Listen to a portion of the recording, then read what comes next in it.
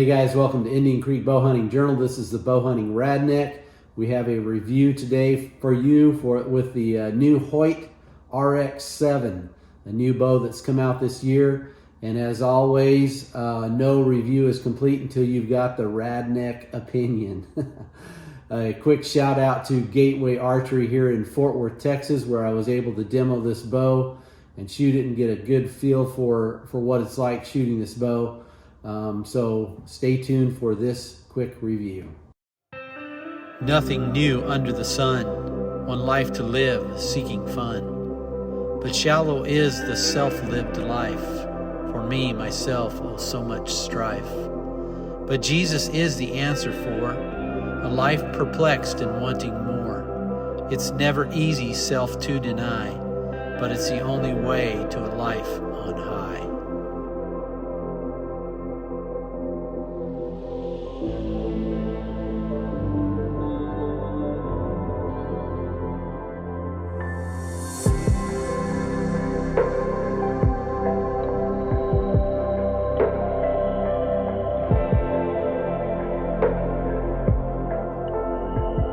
The Carbon RX-7 is the version that I actually shot. They also have the Carbon RX-7 Ultra, which is the longer bow. The difference between the two is the axle-to-axle length. The Carbon RX-7 comes in at 30 inches axle-to-axle, and then the Carbon RX Ultra comes in at 34 axle-to-axle. Difference between the two bows, I would actually, if I was to buy this bow, I'd buy the 30-inch. I do a lot of tree stand hunting and also tent blind and box blind hunting. So I would definitely purchase the shorter bow for my needs in my hunting situation. But if you're hunting out west, you might want to take a good look at the Ultra. The speed difference between the two, the Carbon RX-7 has 342, and then the Ultra has the 334 speed, a little bit slower with that longer bow. And the reason for that is the brace height, of course, 6 1/4 coming in for the 30-inch bow, and then the 7-inch brace height for that longer bow, the 34-inch bow.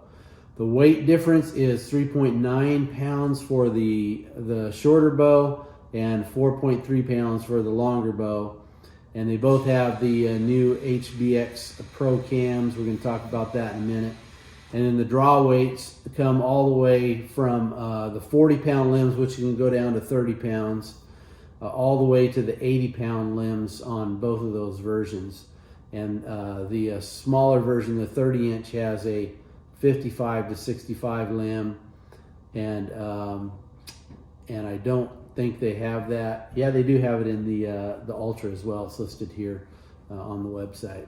Draw links, depending on the mod, they have two different mods that go on the bow. A shorter draw length mod and then a longer draw length mod, and that's 25 to 28. Then you have 28.5 to 30, and then the taller bow, the Ultra, you can get longer lengths out of that one, from 27 to 30 for the one mod, and then the other mod 30.5 to 32 inches. Now, like I said, I shot the RX-7, not the Ultra, and because that would be the bow that I would buy if I was to buy one. And they come in about 11 different versions of colors and or camo. So the first one is the Real Tree Edge. They also have the Gore Optifade Subalpine. Then they have the Quiu Verde 2.0. Then the Gore Optifade Elevated 2. Then they have Blackout. Then they have the Real Tree Edge Bone Collector version. Then also the Blackout Bone Collector. The Blackout Cameron Haynes Keep Hammering. Then the Buckskin. And then also the Wilderness color. So that's quite a pick from different colors and camo options. In shooting this bow, let me give you the pros and the cons real quick. Very smooth draw. I also shot a couple of days ago the PSE Levitate. Really like that bow as well. Both of these bows are really, really good bows, well put together. But this one does have a smoother draw cycle than the PSE Levitate for sure. It's got a great speed rating at 342. I like that speed rating in the 340 to 350 range. Usually, if you're getting up to the 350 range, that cam's getting pretty aggressive. And in the past, those aggressive bows have wanted to rip your shoulder off when you let down. Didn't have that problem with this bow in letting down. It was very, very smooth and a high rating, which I appreciate. I did not notice any shot vibration after the shot, but there is some recoil and some vibration on the shot to this bow. It's really quick. The vibration is really quick, but it stops really fast. So they got some dampening on the bow to help with that, which is a good thing. But there was some recoil on this bow.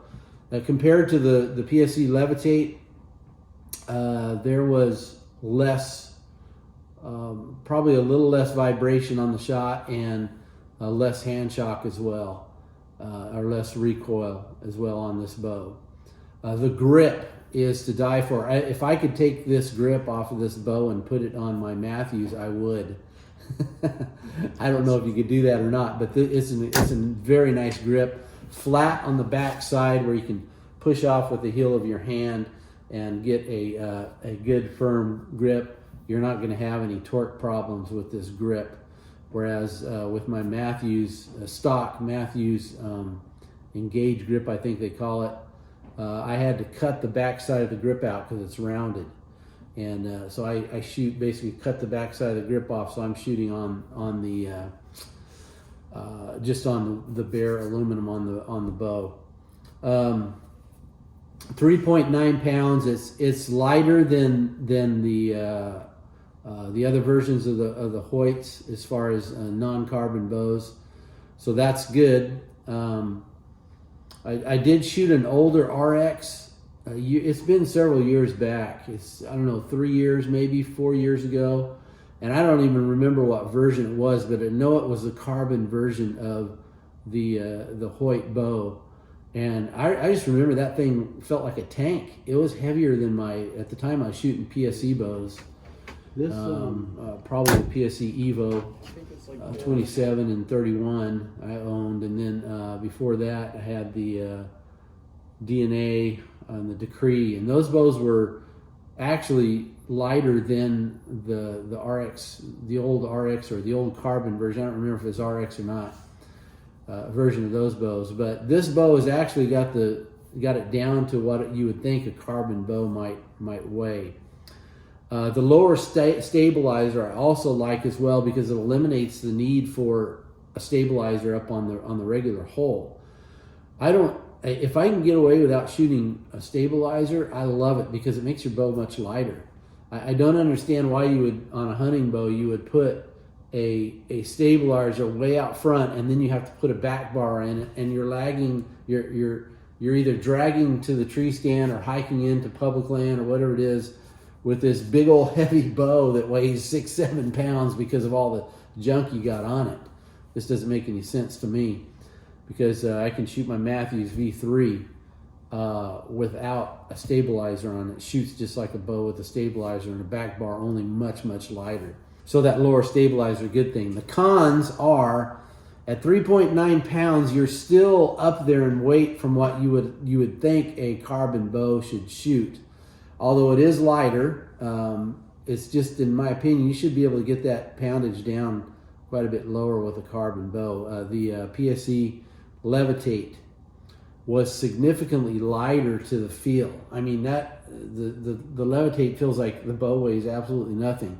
The RX-7 feels like one of the older versions of, say, the Decree, the PSE Decree, that weighs about the same. So that's just something to think of. Another con, hand shock and recoil is still there. That's just the nature, I think, of these carbon bows. I've never owned one, and probably that hand shock and recoil keeps me shooting the Matthews V3 at this point in life. It's definitely less than the PSE Levitate, but you still have that, and with the initial shot, the hand shock and the recoil. Another thing with these carbon bows you're going to spend, you know, $400 to $600 more than a top line aluminum machined bow, say a Matthews or one of the Hoyts as well. So is it worth going to the carbon? My final thoughts. Is it worth going to a carbon bow this year? In my opinion, no. It's just too much money. I mean, if Biden was to give us another welfare check, I might go buy one just to have, just for the fun of it. But a little bit too pricey in my book. I'm going to keep shooting my Matthews V3 for now.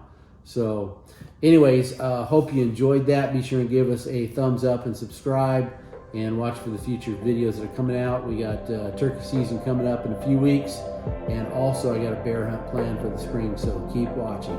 Thanks for watching. This is Bowhunting RadNek.